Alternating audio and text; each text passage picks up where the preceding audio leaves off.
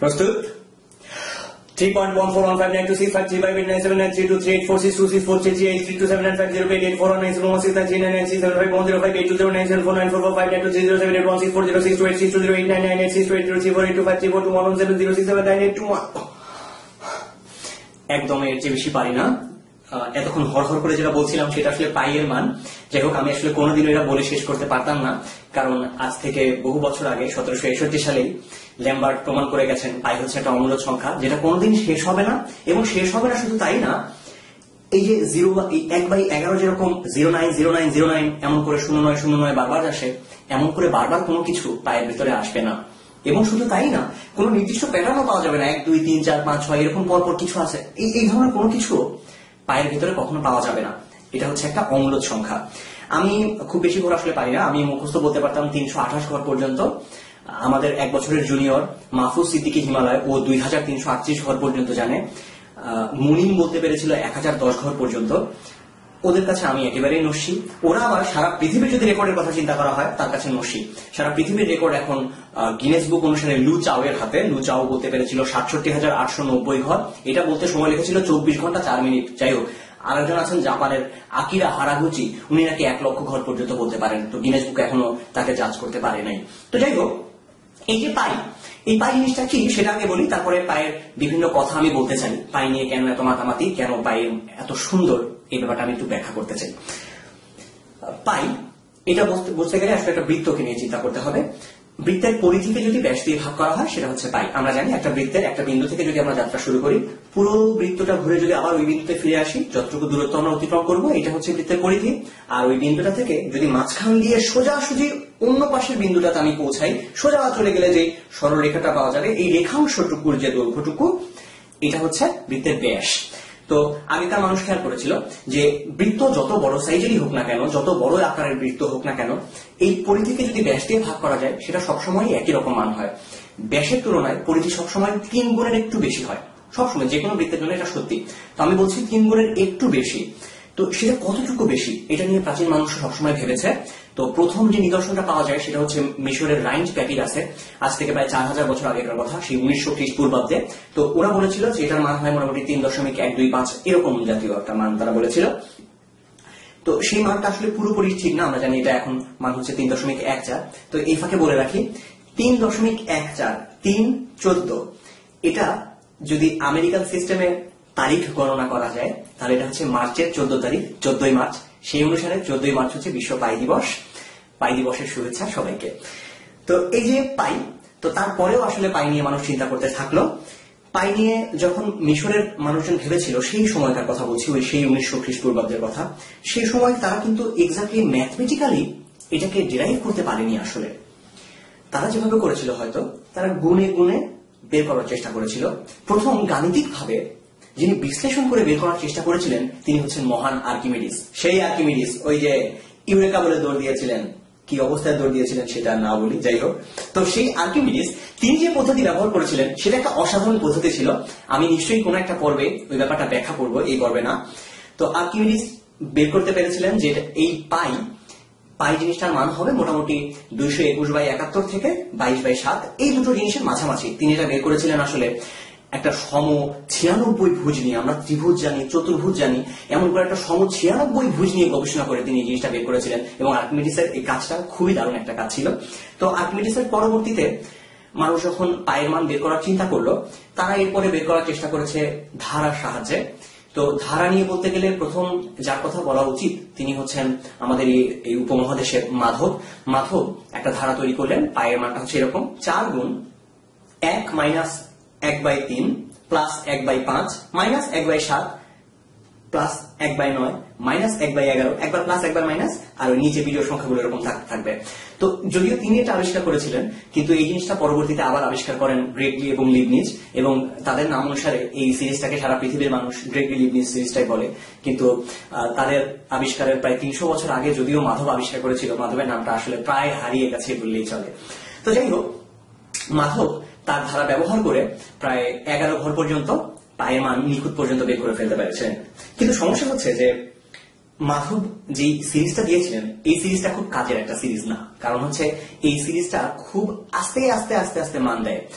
200 বা 300 ঘর যদি আমি এই সিরিজে নিই, মানে 1/3, 1/5, 1/7 এমন করে করতে 300 ঘর পর্যন্ত যদি আমি যাই, 300টা নিলে তখন 3.14 এই জিনিসটা মোটামুটি ঠিক মতো পাওয়া যায়। আরো যদি অনেক নেওয়া যায় তখন এই যে 3.141 এরকম একটা জায়গায় আসতে পারবে। তার মানে এই ধারাটা দিয়ে আসলে খুব বেশি কাজ হয় না। পরবর্তীতে শার্প, মেশিন এরকম গণিতবিদেরা এই ধারাটাকে আরেকটু উন্নত করার চেষ্টা করেন এবং তারা আরো দারুণ কিছু সিরিজ দেন। এবং সবচেয়ে দারুণ সিরিজ যারা দিয়েছিলেন তাদের মাঝখানে রয়েছে আমাদের শ্রীনিবাস রামানুজন, উপমহাদেশের গণিতবিদ।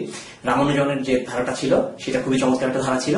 এবং আরেকটা ধারা দিয়েছিলেন আমেরিকার দুই ভাই, চাদনোভস্কি ব্রাদার্স বলে ওদেরকে।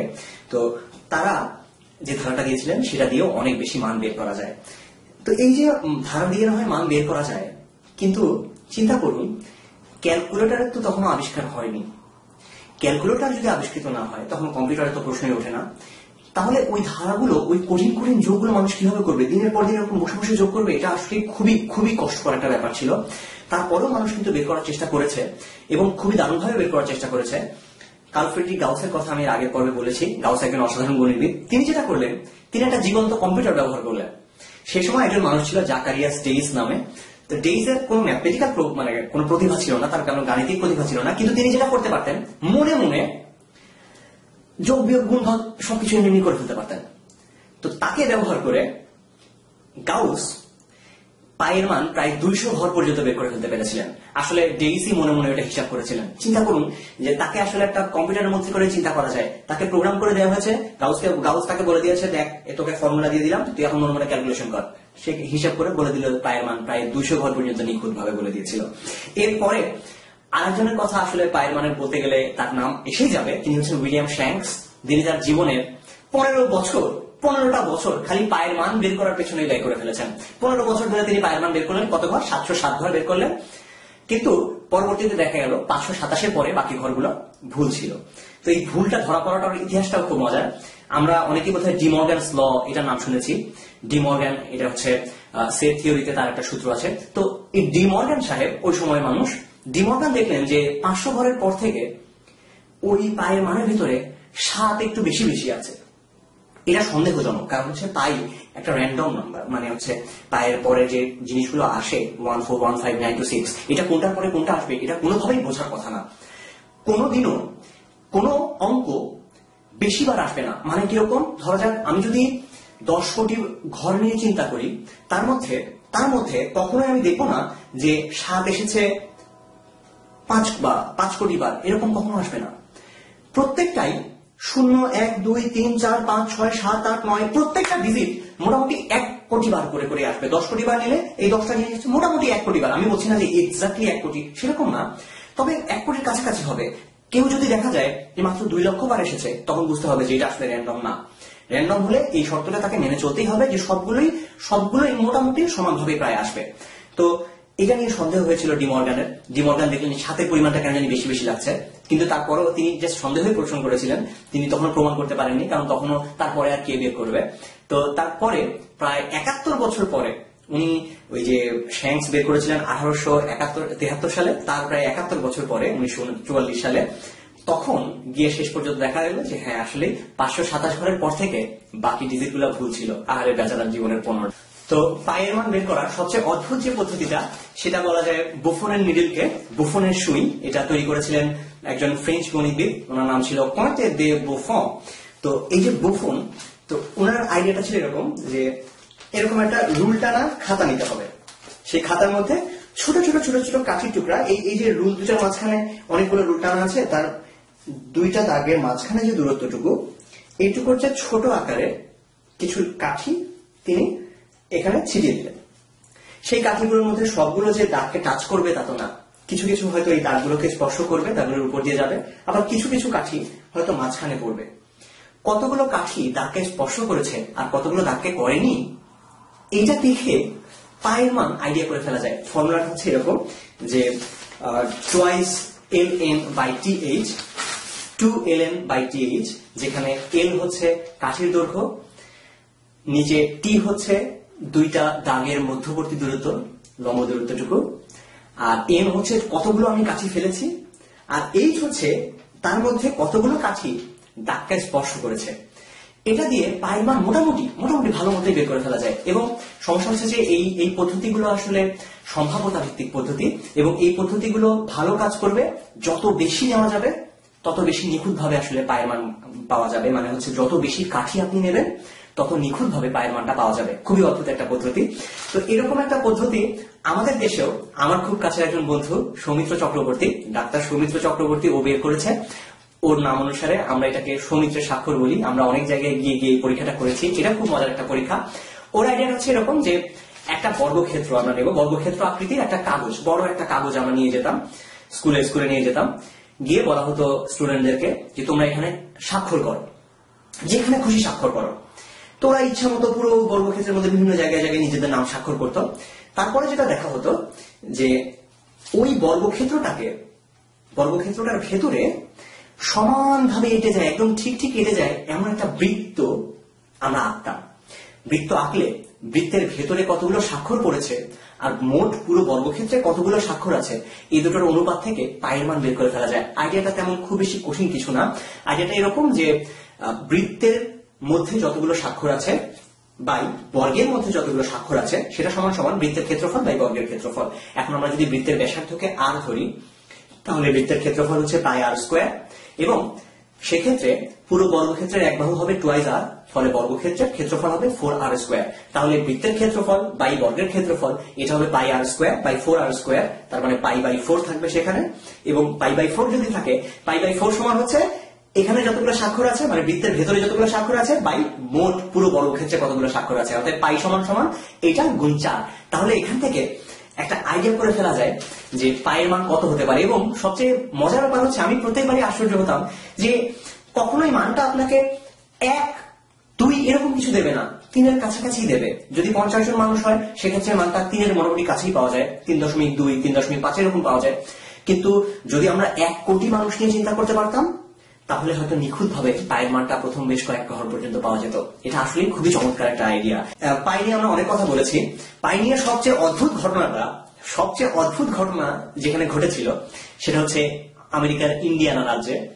সেখানে একবার কি করা হলো, আসলে এটা স্বাভাবিক, রাজনীতিবিদরাই আসলে এই ধরনের উদ্ভট ঘটনা ঘটাতে পারেন, গণিতের মধ্যে এরকম উদ্ভট জিনিস নিয়ে আসতে পারেন। তো সেখানে যেটা ঘটলো সেটা বলি। সেখানে একটা বিল তোলা হলো তখনকার ইন্ডিয়ানা জেনারেল অ্যাসেম্বলিতে যে এখন থেকে পায়ের মান হবে 4। কি ভয়াবহ কথা চিন্তা করুন, এখন থেকে পায়ের মান 4। শুধু তাই না, তারা বললো যে ঠিক আছে 4, এটা আমাদের যারা আছে অর্থাৎ এই ইন্ডিয়ানা রাজ্যের ভিতরে যতগুলো স্কুল আছে তারা কোনো টাকা পয়সা দেওয়া ছাড়াই, কোনো রয়্যালটি ছাড়াই মান 4 ব্যবহার করতে পারবে। কিন্তু পৃথিবীতে অন্য যে কোনো জায়গায় যখন 4 ব্যবহার করা হবে পায়ের মান, তখন আমাদেরকে কিছু রয়্যালটি দিতে হবে, কারণ আমরা এখানে শুরু করেছি। কি ভয়ঙ্কর কথা, আমাদেরকে টাকা দিতে হবে, আপনারা পায়ের মান 4 ব্যবহার করুন। শেষ পর্যন্ত ব্যাপারটা রক্ষে পেয়ে যায়, কারণ ওখানে একজন গণিতবিদ ছিলেন যিনি প্রতিবাদ করেন, এবং শেষ পর্যন্ত এই প্রস্তাবটা পাশ হয়নি। প্রস্তাবটা পাশ হলে সেটা ইতিহাসের একটা ন্যাক্কারজনক অধ্যায় হতো। যাই হোক, পাই এই ব্যাপারটা আমার নিজের কাছে অনেক বেশি ভালোবাসা। আমার নিজের জীবনের অনেক ব্যক্তিগত সুখ দুঃখ জড়িয়ে আছে পায়ের সাথে। তাই পায়ের জন্য বলবো, পাই তুমি আমার সাথে অনেক বেশি আকারে মিশে আছো। কতটুকু মিশে আছো সেটা আমি বোঝাতে পারবো না। অনেক বেশি ভালোবাসি তোমায়। পাই দিবসের শুভেচ্ছা সবাইকে। সবার জীবন পায়ের মতো সুন্দর হোক।